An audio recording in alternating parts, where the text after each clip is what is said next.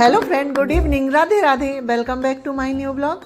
कैसे हो आप सभी लोग? आशा करती हूँ आप सभी लोग बहुत अच्छे होंगे, मस्त होंगे, अपने जीवन में खुश होंगे।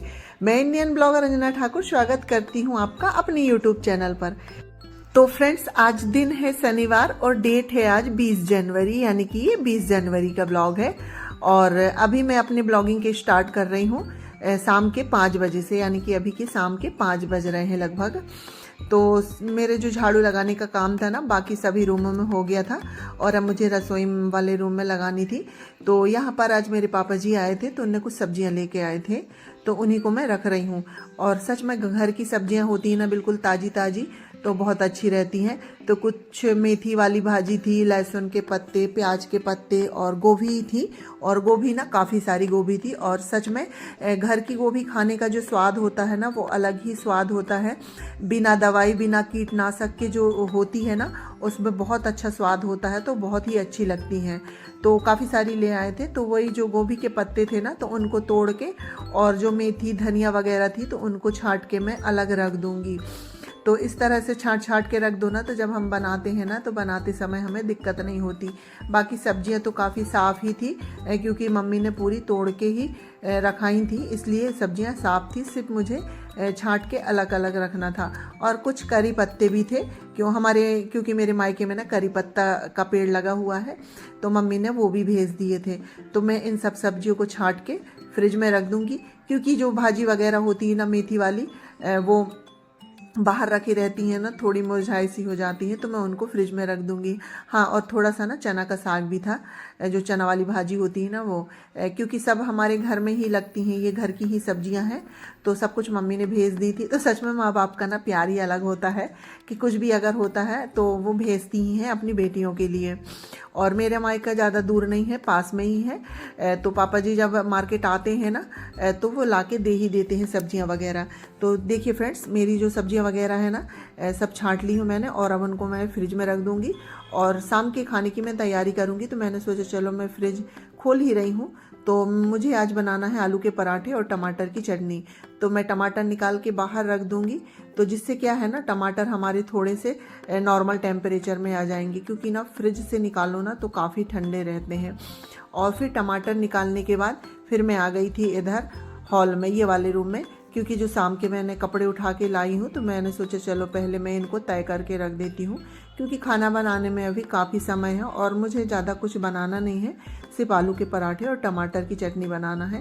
क्योंकि बच्चे लोग काफ़ी दिन से बोल रहे थे कि मम्मी आलू के पराठे खाना है, और काफ़ी दिन हो गए शायद मैंने आलू के पराठे बनाए भी नहीं थे, तो मैंने सोचा चलो मैं वही बना देती हूँ।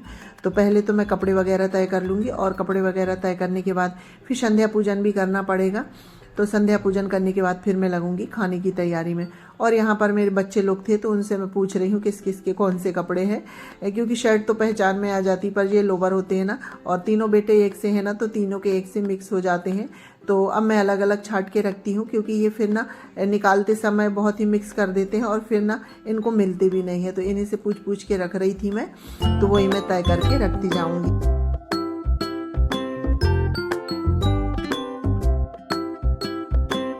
तो देखिए फ्रेंड्स, मेरे ना कपड़े तय हो ही गए हैं। और आज क्या है, मैंने ज़्यादा कपड़े नहीं धो ली थी, क्योंकि ना आज का मौसम बिल्कुल बादल वाला था, बिल्कुल बारिश जैसे, और पूरे दिन ही धूप नहीं निकली है, बस ऐसे धुंध सी छाई हुई थी।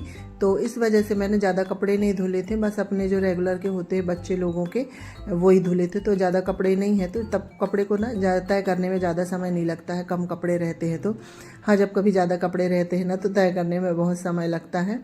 तो कपड़े तय हो ही गए हैं। उसके बाद फिर मुझे संध्या पूजन की तैयारी करनी है, और इसके बीच में भी ना हमारे शाम के कई चुटमुट से काम हो जाते हैं, कहीं ये समेट के रखो, ये समेट के रखो। और अभी तो बच्चे लोग घर में है ना, तो काफ़ी कुछ फैला देते हैं, तो उन सबको भी समेट के रखना पड़ता है। और यहाँ मैं कपड़े तय करते करते ना टीवी लगा ली थी, तो टीवी देख रही थी, तो टीवी में ना सीरियल देख रही थी, तो मुझे हंसी आ रही थी सीरियल देखने में। और टीवी चालू कर लो ना, और अपने कुछ भी ऐसे काम करते रहो, तो हमारा ना टाइम पास भी हो जाता है, और हमारी काम भी जल्दी से हो जाते हैं। तो इससे हमें ना बोर जैसे नहीं लगता। और मुझे ये ना ज़्यादा बैठे वाले काम में ना काफ़ी बोरियत सी लगती है, तो मैं इसलिए अपना टीवी चालू कर लेती हूँ और अपने काम करते रहती हूँ। तो देखिए फ्रेंड्स, इसके बाद फिर से आ गई थी मैं रसोई में, क्योंकि अब मुझे आलू बॉईल करने के लिए रखना है। पहले मैं आलू बॉईल करने के लिए रख दूंगी, उसके बाद फिर मैं संध्या पूजन करूंगी, क्योंकि पूजा वगैरह करते तक ना आलू जो है अच्छे से बॉईल हो जाएंगे। तो ये नए आलू आ रहे हैं ना, तो इनमें मिट्टी लगी रहती है, पर अभी ये आलू ना धुले हुए सी हैं, ज़्यादा मिट्टी नहीं है। तो इनको मैं थोड़ा थोड़ा ही धुलूँगी, धुल के रख दूँगी और इसके बाद इनको मैं कुकर में रख दूँगी पकने के लिए।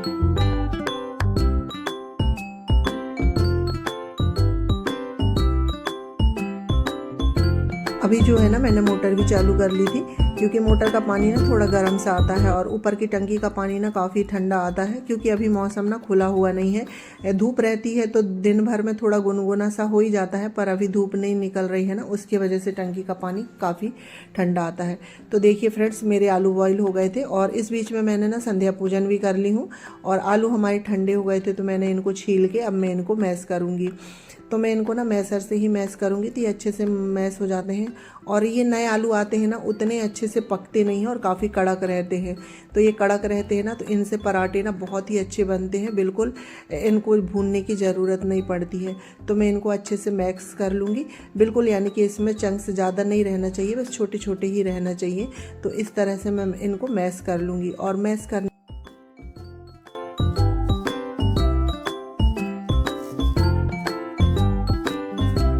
तो देखिए फ्रेंड्स, जो है ना हमारे आलू मैश हो चुके हैं, तो मैंने इसमें धनिया कट करके डाल ली और थोड़ी सी अजवाइन डालूंगी। तो अजवाइन डालने से क्या है ना, हमें एसिडिटी की प्रॉब्लम नहीं होती है। और मैंने ये मसाला बना के रख ली हूँ, क्योंकि ना प्याज को हम वैसे ही डालते हैं ना, तो प्याज फिर कड़ी रहती है ना, तो उससे ना पराठे फटने का डर रहता है। तो प्याज को ना हल्का सा तेल में ना फ्राई कर लो और उसी में मैंने मसाले डाल के मसाले को भी फ्राई कर ली हूँ। तो प्याज इससे हमारी ना सॉफ्ट हो जाती है, तो बहुत ही अच्छे से हमारे पराठे बनते हैं। और मसाले मिलाने के बाद फिर इसको ना मैं हाथ से अच्छे से मैश कर लूँगी, क्योंकि ना हम कितना भी करें चम्मच से उतने अच्छे से मैश नहीं होते हैं ये। तो मैं हाथों की सहायता से मसाले को अच्छे से। तो देखिए फ्रेंड्स, मसाला बन के तैयार हो गया है और इसी बीच में मैंने ना आटा भी लगा ली थी। तो आटा लगा के मैंने 10 मिनट के लिए उसको रेस्ट में छोड़ दी थी। और आटा को ना हमें अच्छे से सॉफ्ट से लगाओ ना, तो जितना हमारा सॉफ्ट आटा रहता है ना, तो हमारे आलू के पराठे उतने ही अच्छे बनते हैं और बिल्कुल नहीं फटते हैं। तो देखिए फ्रेंड्स, मैंने एक लोई ली हूँ और उसको हाथों की सहायता से फैला के, हमने जितनी लोई ली थी उतना ही हमने इसमें आलू का मसाला डाला है। और इसके बाद फिर उसको भर के हमने फोल्ड करके, और इसके बाद फिर हम इसको ना हाथों की सहायता से ही हल्के हल्के फैलाएंगे, तो ये बहुत ही आसानी से फैल जाता है। और जो आटा अगर सॉफ्ट रहता है ना, तो हाथों की सहायता से ही इसे फैलाओ ना, तो ये बहुत अच्छे से फैल जाता है। और उसके बाद फिर हल्के हाथ से बेलन लगा दो, तो हमारे पराठे बिल्कुल नहीं फटते हैं। और ये देखिए कितनी आसानी से बन गए हैं। और क्या है ना, इसमें अगर हम प्याज को हल्की सी सॉफ्ट कर लेते हैं ना, तो हमारे पराठे बिल्कुल नहीं फटते हैं। और प्याज को हम बिना सॉफ्ट किए डालते हैं ना, तो उससे क्या है, प्याज कड़ी रहती है ना, तो उससे हमारे पराठे फटने का डर रहता है। तो मैं हमेशा इसी तरह से बनाती हूँ और इसका जो स्वाद आता है ना, सच में बहुत ही अलग स्वाद आता है। तो एक बार आप लोग भी ट्राई ज़रूर करिएगा। तो देखिए, हम बिल्कुल तेल लगा के अलट पलट के इसको कुरकुरे होते तक हमारे पराठे को सेक लेंगे। तो ये देखिए, हमारा पराठा सिक गया है बिल्कुल गरम गरम और कहीं से भी बिल्कुल भी नहीं फट। तो ना फ्रेंड्स, इस तरह से पराठे बनाओ ना, तो बिल्कुल नहीं फटते हैं। तो देखिए फ्रेंड्स, मेरे पराठे बन गए हैं और मैंने साथ में ना बच्चे लोगों के लिए भी थाली लगा दी हूँ, क्योंकि पराठे ना गरम गरम खाने का ही मज़ा होता है। तो बच्चे लोगों को मैं देते जाऊँगी और सेकते जाऊँगी, तो ऐसे में बच्चे लोग भी खा लेते हैं अच्छे से। और अभी ये भी नहीं आए हैं, तो पहले तो मैं बच्चे लोगों को खिला दूँगी, इतने में मेरे पराठे बनाते तक फिर ये भी आ जाएंगे, तो इनको भी मैं गरम गरम दे दूँगी। और सभी लोगों को खाने के बाद फिर मैं खाऊँगी सबसे लास्ट। तो देखिए फ्रेंड्स, पराठे मेरे बन चुके हैं और सभी लोगों ने खा लिए हैं, तो मैं अपने लिए भी लगा लेती हूँ थाली। आलू के पराठे, टमाटर की चटनी और जो मैंने मिर्च का अचार बना के रखी थी ना साथ में, तो वो मिर्च का अचार। तो आ जाइए, आप लोग भी खा लीजिए, बिल्कुल गरम गरम है। तो फ्रेंड्स, इसी के साथ मैं अपने वीडियो का भी एंड करती हूँ। अगर मेरा वीडियो आप लोगों को अच्छा लगे तो लाइक शेयर सब्सक्राइब करिएगा, और चैनल में नए आते हैं तो प्लीज़ सब्सक्राइब करिएगा। मिलते हैं नेक्स्ट ब्लॉग में, जब तक के लिए बाय बाय, टेक केयर।